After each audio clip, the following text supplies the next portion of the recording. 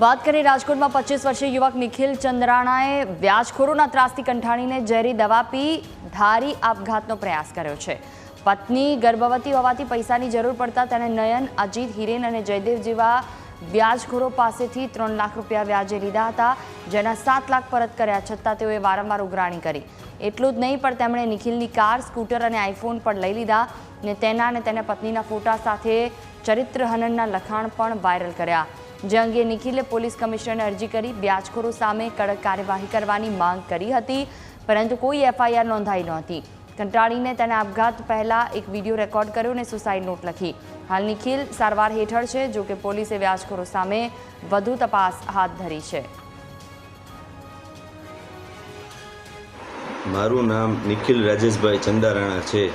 હું રેલનગર લાલબહાદુર ટાઉનશીપ CC01માં મારા પરિવાર, મારી પત્ની તથા 2 છોકરાઓ સાથે રહું છું।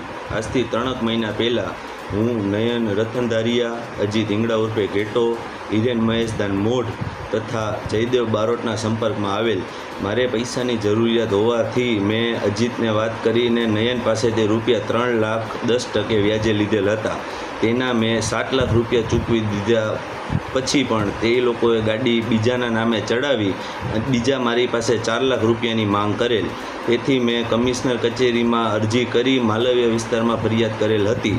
તે બાદ તે લોકોએ મારું એક્સેસ અને 15 Pro Max અને મારી આખી ચેકબુક પડાવી અને ફરિયાદ પાછી ખેંચી લે, નકર તારાને તારી ઘરવાળીના અમે ફોટા તથા વિડીયો વાયરલ કરશું તેવી ધાક ધમકી આપેલ હતી અને મને યોગ્ય ન્યાય મળેલ હતો નહીં। તેથી હું દવા પી અને મરવાનું પગલું ભરું છું। આ મારા મરવા પાછળના ચારેય કારણ આ લોકો જ છે। મને મારા મર્યા બાદ મારા પરિવારને યોગ્ય